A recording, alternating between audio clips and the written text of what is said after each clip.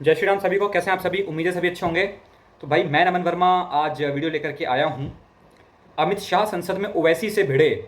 तो भाई ओवैसी ने जो है कि अपने मुस्लिम पक्ष को रखा होगा। अब देखते हैं कि क्या हुई है। ठीक है, तो द ललन टॉप के चैनल का वीडियो को सब्सक्राइब अवश्य कर लेना आप। साथ में यार मुझे भी प्यार दिखाओ ज़रा यार, सब्सक्राइब करो। ठीक है। और भाई देखो, मैं जो है कि थोड़ा सा ना डिफरेंट किस्म का इंसान हूँ। साइंटिफिकली चीज़ों को देखता हूँ और फैक्चुअली चीज़ों पर बिलीव करता हूँ। तो और रिएक्शन चैनल्स की तरह मतलब नहीं करता मैं कि किसी भी बात को एकदम से यकीन कर लूँ और है ना, ऐसे चीज़ें मैं नहीं करता।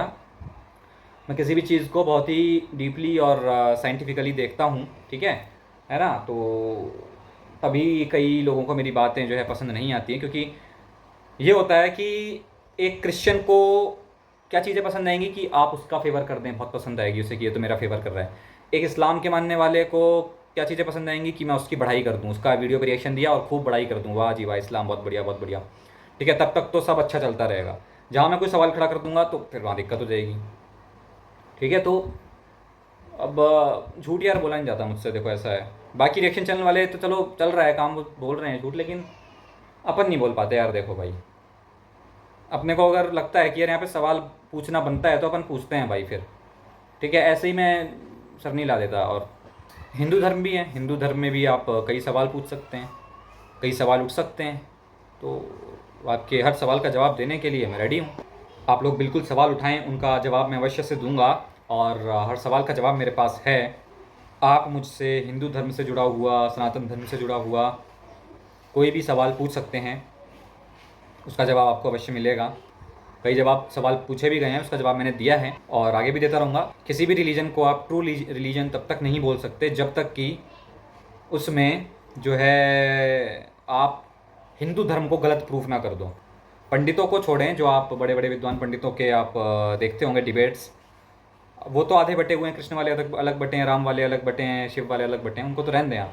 मैं कह रहा हूँ आप मुझसे कोई भी सवाल करें, आपको हर सवाल का प्रॉपर जवाब मिलेगा, साइंटिफिक। ठीक है, शास्त्रों के साथ। तो ये चीज़ें हैं। तो ट्रू रिलीजन, चाहे वो कोई सा भी रिलीजन हो, तब तक खुद को नहीं कह सकता जब तक वो सनातन धर्म को गलत प्रूफ ना कर दे। ठीक है। ठीक है, तो अभी फ़िलहाल हम ये वीडियो देखते हैं क्या है ये वीडियो, तब तक इस पर चर्चा करेंगे। ठीक है, तो लेट्स गेट स्टार्टेड। अरे मैं तैयार हूं मरने के लिए। तुम मारोगे क्या? बोलो, कहां मारोगे बताओ। अरे तुम कहां मारोगे? तुम्हारी गोलियां खत्म हो जाएंगी, मैं जिंदा रहूंगा। मैं तो मानता हूं ये भय तो रहना ही चाहिए, रहना ही चाहिए, रहना ही। आप चेक रिपब्लिक में निखिल गुप्ता बैठा है, लेके आओ ना उसको। कुलभूषण यादव पाकिस्तान में बैठा है, लेके आओ ना। कतर में हमारे फौजी बैठे, लेके आओ ना उनको। अरे कहां तुम्हारी देशभक्ति है? मैंने कहा कि अगर मन खुला रखोगे और मन भारतीय रखोगे तो समझ में आ जाएगा। मन अगर इटली का है तो कभी समझ में नहीं। आप अंदाजा भी लगा रहे भाई, आज आप वहां बैठे, कल आएंगे इंशाल्लाह, फिक्र मत करिए। इस प्रकार के व्यवहार को जनता जानती है, इसीलिए उस ओर बैठे हो और उस ओर से भी सदन के बाहर बैठे हो। हमको शाहों की अदालत से तवक्को तो नहीं, आप कहते हैं तो जंजीर हिला देते हैं। संसद से कहां ही ऐसी तस्वीरों की उम्मीद की होगी कि ओवैसी सामने से कहें कि कहां मारोगे, बताओ तुम्हारी गोलियां खत्म हो जाएंगी। आज संसद में तमाम तेवरों के पैमाने टूटे हैं। इन तेवरों में रंग हैं, गुस्से का, उलाहने का, हंसी का, नाराजगी का। इन रंगों में से हंसी के रंग को डिकोड किया गया है। हंसी ओवैसी की, शाह ने उसमें कटाक्ष पढ़ लिया था। अब जवाब क्या था? शाह को क्यों कहना पड़ा डरना जरूरी है? नितिन गडकरी ने बता दिया है, प्रॉब्लम तो है, लेकिन कहां हैं ये दिक्कतें? नश्तर सा चुभे उस वीडियो की टीस आज भी सभापति जगदीप धनखड़ के जहन में जिंदा है। नेता प्रतिपक्ष मल्लिकार्जुन खड़गे की आवाज गूंजती रही। धनखड़ ने लहू तक बातों को उतार दिया। हम आपका शो संसद में आज आपके बीच उतारने की कोशिश कर रहे हैं। नमस्ते, मैं हूं हिमांशु। चलिए शो शुरू करते हैं।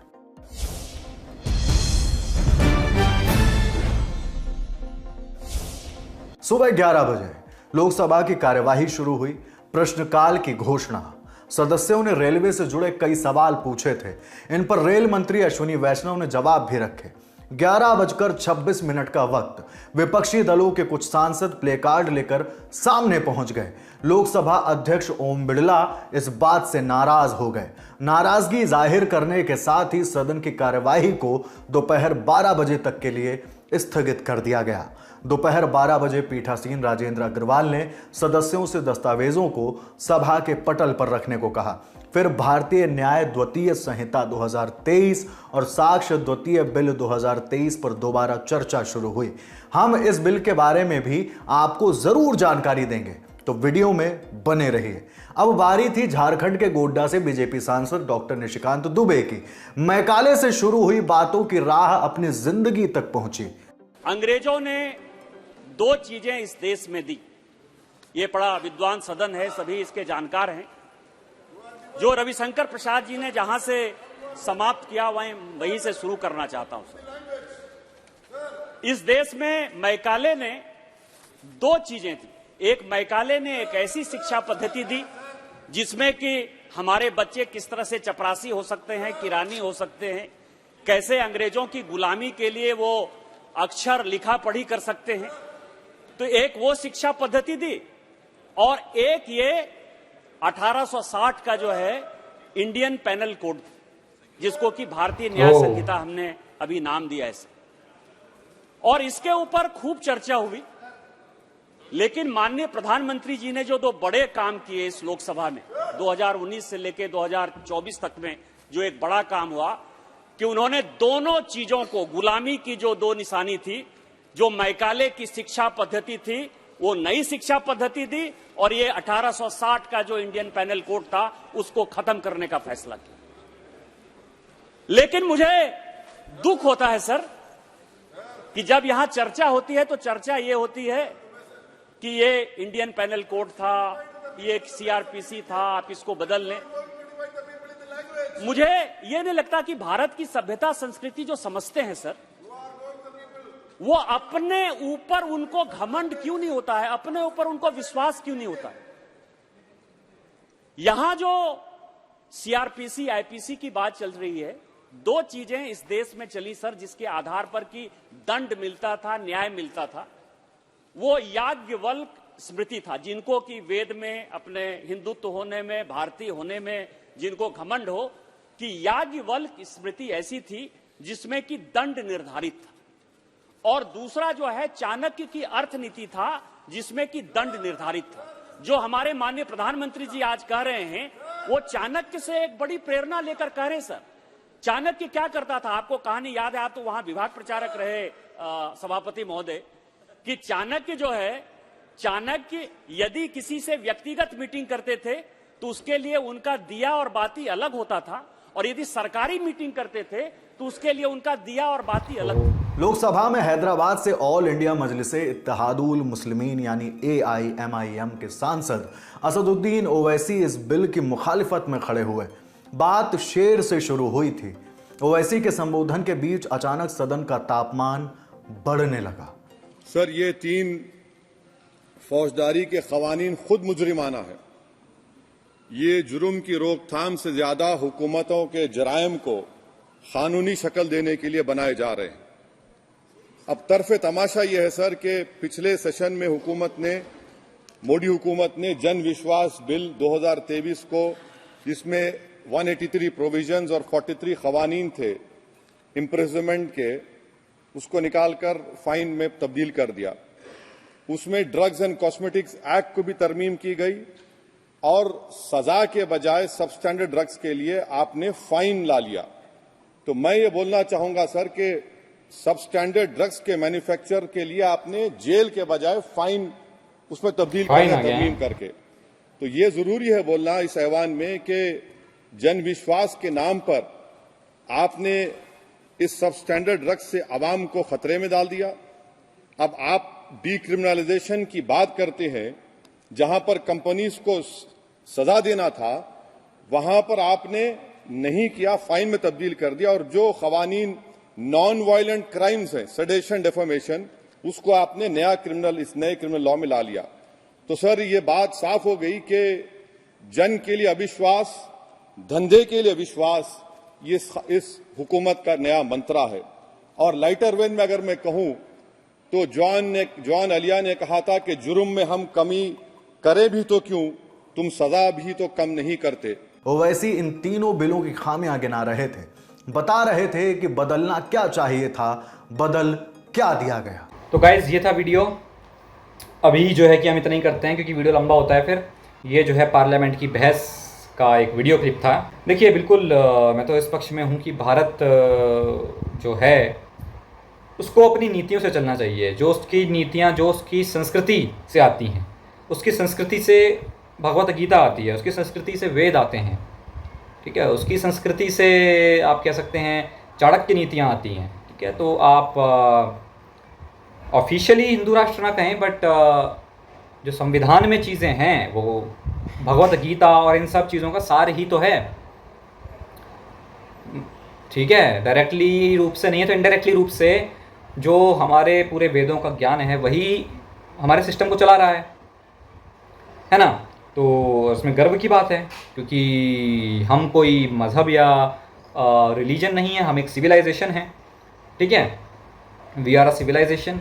और भारत से दुनिया में क्या होगा क्या नहीं होगा ये भारत से तय होता था एक टाइम पर, ठीक है। कोलोनाइजेशन से पहले अगर आप चले जाएं, मुग़लों और कोलोनाइजेशन से काफ़ी पहले, तो विश्व को ज्ञान हमने दिया है, ठीक है। विश्व की पहली सभ्यता भारत में पनपी है, ठीक है।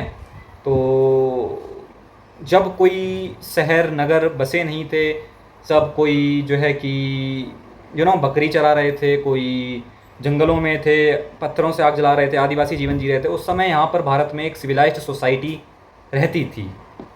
ये बात हो रही है आज से हज़ारों लाखों साल पुरानी। तो ये चीज़ें हैं, बाकी इसमें तो कोई डाउट होना नहीं चाहिए किसी को भी।